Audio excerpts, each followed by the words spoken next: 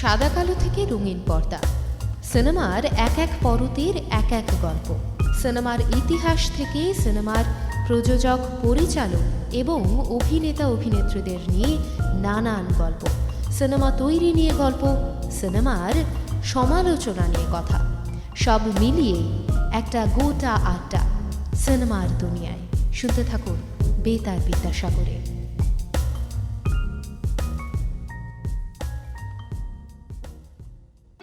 বন্ধু শুনছেন 90.8 FM বেতার বিদ্যাসাগর, মেদিনীপুরের একমাত্র কমিউনিটি রেডিও চ্যানেল বেতার বিদ্যাসাগর। আপনার সঙ্গে, আপনার কথায়।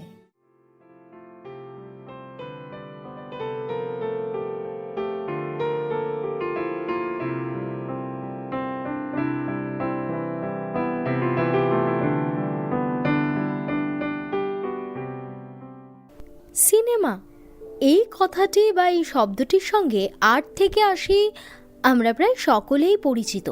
সিনেমা বা চলচ্চিত্র মানুষের খুব কাছের এক বন্ধু, আমরা এটা কিন্তু বলতেই পারি সব সময়, কারণ বিভিন্ন সময় আমরা ভিন্ন ভিন্ন কারণে সিনেমার জগৎটাকে আমরা উপভোগ করি। আমি প্রিয়াঙ্কা কথা বলবো এমন কিছু সিনেমা নিয়ে যা কিন্তু আমাদের জীবনকে একটা সঠিক মোড় দেওয়ার জন্য সাহায্য করেছে।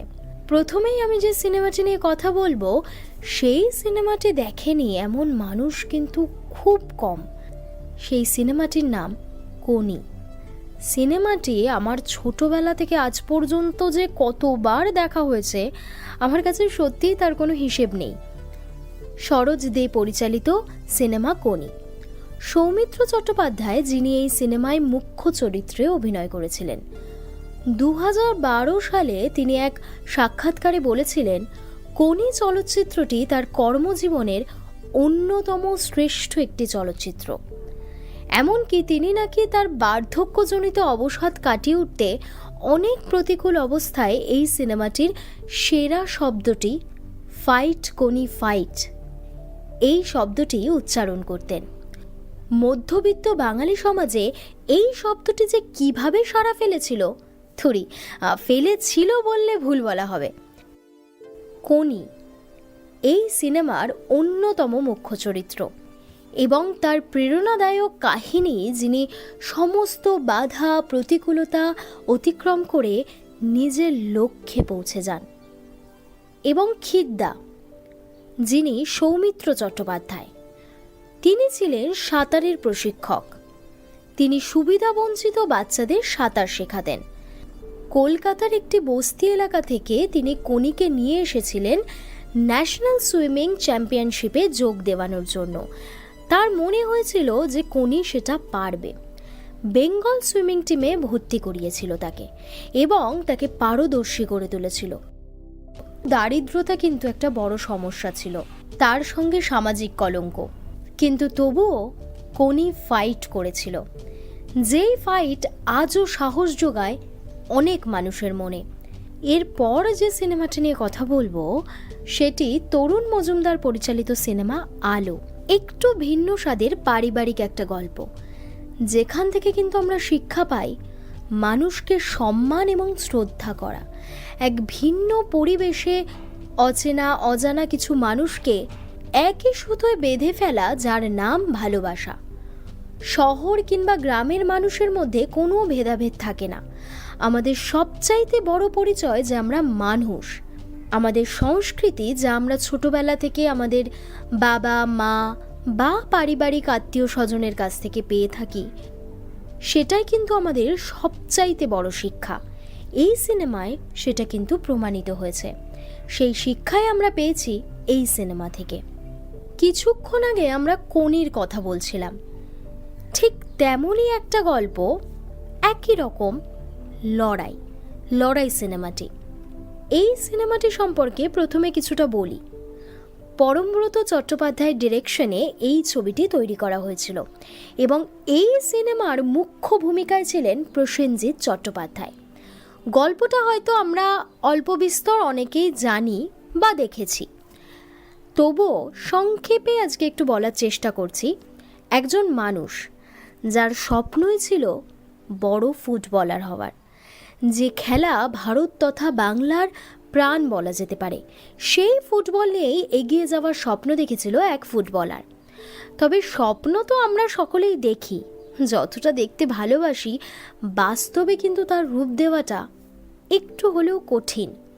অনেক বাধা বিপত্তির সম্মুখীন আমাদের প্রতি মুহূর্তে হতে হয় ভালো কিছু অ্যাচিভ করার জন্য। তেমন বাধা তার জীবনেও এসেছিল এবং তিনি ধরেই নিয়েছিলেন যে তিনি আর ফুটবল খেলতে পারবেন না। তবে না, কখনো হেরে গিয়েও ফিরে আসা যায়, এই সিনেমা সেটা কিন্তু দেখিয়েছে। তিনি ফুটবলার কোচ হিসেবে প্রত্যন্ত একটি গ্রামে কিছু ছেলেদেরকে তার স্বপ্নটা তাদের মধ্যে ছড়িয়ে দিয়েছিলেন। তারা প্রত্যন্ত গ্রামের কিছু ছেলে, তাদের সেই খেলার জায়গাটা বা কিভাবে খেলতে হয় সেটা খুব একটা যে স্ট্রং ছিল তা কিন্তু নয়, কিন্তু যেটা তাদের মধ্যে ছিল সেটা হচ্ছে জেদ। এটাই ছিল আসল। তারা কিছু করে দেখানোর জেদ তাদের মনের মধ্যে রেখেছিল এবং সেই হার না মানা জেদ সেই মানুষগুলোকে পৌঁছে দিয়েছিল উচ্চতার চরম শিখরে। এই সিনেমাটি সত্যিই আমাকে শিক্ষা দিয়েছিল যে কিভাবে হার না মানতে হয়, কিভাবে নিজেকে বোঝাতে হয় যে বাধা বিপত্তি সবটাই সাময়িক। যদি নিজেদের মধ্যে বিশ্বাস, জেদ আর ভরসা থাকে, জয়ী একদিন হবে। Kaushik Gangopadhyay cinema care of sir, এই সিনেমায় আমরা দেখেছি এক শিক্ষককে তার লড়াই করে একটা ভালো শিক্ষা প্রদান করতে। মুখ্য চরিত্রে ছিলেন শাশ্বত চট্টোপাধ্যায় অর্থাৎ জয়ব্রত রায়। তিনি তার দৃষ্টি হারিয়ে ফেলেছিলেন। তার শুধুমাত্র তখন অস্ত্র ছিল শ্রবণ শক্তি এবং সেই নিয়েই তিনি তার স্কুলের সঠিক শিক্ষা যাতে ছাত্রছাত্রীদের মধ্যে প্রেরণ করতে পারেন তার জন্য গোটা স্কুল কর্তৃপক্ষ, উন্নয়ন ব্যবসায়ী এবং স্থানীয় স্বার্থচক্রকে একদিকে রেখে ব্লাইন্ড জয়ব্রত রায় একাই লড়াই করেছিলেন এবং তার লড়াই শুধুমাত্র ছিল মানুষকে সঠিক শিক্ষা দেওয়ার জন্য। এই সিনেমাটি যেমন একজন শিক্ষককে নিয়ে, তেমন কিন্তু ছাত্রছাত্রীদের দিকটাও ভেবে বহু সিনেমা তৈরি করা হয়েছে। বর্তমান সমাজে শিক্ষা ব্যবস্থার একটা যথাযথ উদাহরণ কিন্তু শিবপ্রসাদ মুখোপাধ্যায় এবং নন্দিতা রায়ের রামধনু সিনেমাটি। আমাদের বেশিরভাগ পেরেন্টসদের মধ্যেই একটা বিষয় ভীষণভাবে কাজ করে, নিজের ছেলে মেয়েদের একটা ভালো ইংরেজি মিডিয়াম স্কুলে ভর্তি করতেই হবে। আসলে স্কুল কি ভালো খারাপ আদৌ হয়? মানে ছাত্রছাত্রীরা কেমন পড়াশুনো করছে কিংবা শিক্ষক শিক্ষিকারা কতটা সঠিক শিক্ষা তাদের দিচ্ছে সেটাই তো আসল বিষয়। এই সিনেমাটা কিন্তু সেটাই দেখিয়েছে। এই সিনেমাটির প্রশ্নের উত্তর খুঁজতে গেলে আমার আরও একটা সিনেমার কথা মনে পড়ছে, সেটা হলো পাকারাম। শঙ্কর দেবনাথের পরিচালিত সিনেমা পাকারাম। এক বন্ধুত্ব সম্পর্ককে বিচার করা হয়েছে ধনী এবং গরিবের অ্যাসপেক্টে। এবং মজার বিষয়, আমরা সবসময় ভাবি আমাদের ছেলেদেরকে ডাক্তার কিংবা ইঞ্জিনিয়ার হতে হবে, তবে এই গণ্ডির বাইরেও কিন্তু একটা জগৎ আছে।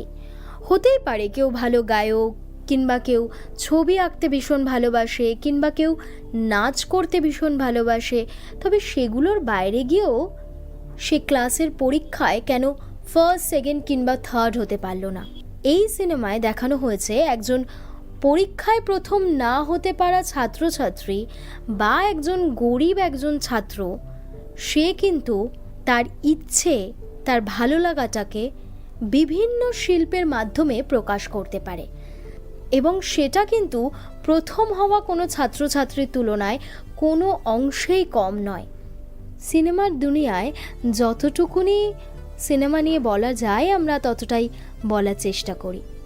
আরও অনেক অনুষ্ঠান তো রয়েছে, সেগুলোও শুনতে হবে। তবে একদম শেষে একটা আমার খুব প্রিয় সিনেমা নিয়ে একটু কথা বলে শেষ করব। সিনেমাটার নাম বাবার নাম গান্ধীজি। বেশ মজার একটা নাম না?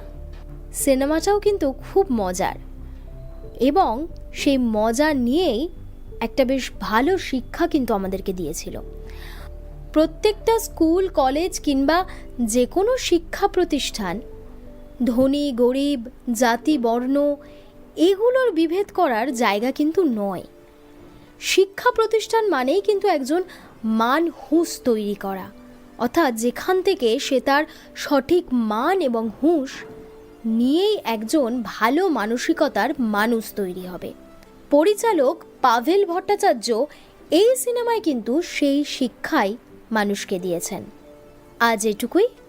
সিনেমার দুনিয়ায় আরও সিনেমা নিয়ে কথা হবে অন্য কোনো দিন।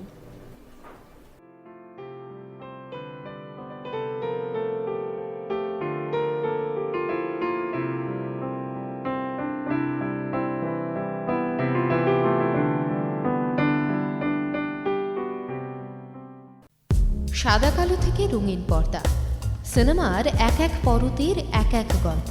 সিনেমার ইতিহাস থেকে সিনেমার প্রযোজক, পরিচালক এবং অভিনেতা অভিনেত্রীদের নিয়ে নানান গল্প। সিনেমা তৈরি নিয়ে গল্প, সিনেমার সমালোচনা নিয়ে কথা, সব মিলিয়েই একটা গোটা আড্ডা সিনেমার দুনিয়ায়। শুনতে থাকুন বেতার বিদ্যাসাগরে।